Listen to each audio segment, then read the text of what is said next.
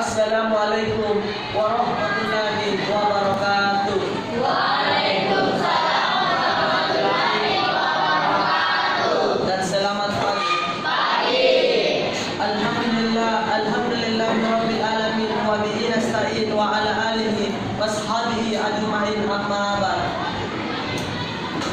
Yang terhormat Ibu Suwati selaku guru bahasa Indonesia, dan marilah kita panjatkan puja dan puji syukur kehadirat Allah Subhanahu wa taala karena berkat rahmat dan dialah kita masih diberikan kesempatan kekuatan untuk hadir di sekolah kita ini. Tak lain guna kita sebagai pelajar, yaitu belajar.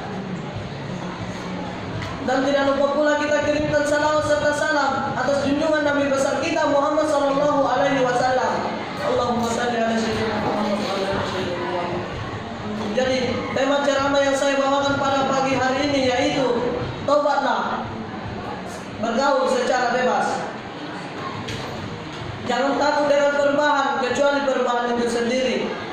Maka jangan pesimis dengan keadaan yang pernah kita lakukan di masa lalu.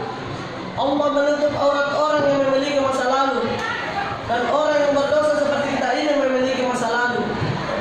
Dan saya terinspirasi oleh salah satu sahabat Nabi yang bernama Umar bin Khattab, salah satu pembunuh yang sangat luar biasa.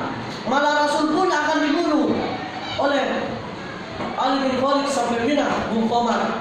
Beliau dikubur di dekat kuburan salah satu manusia terbaik di muka bumi ini, yaitu Rasulullah Sallallahu Alaihi Wasallam.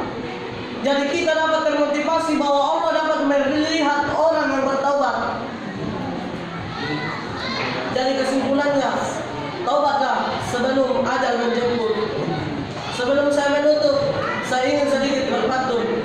Bukan kambing sembarang kambing hitam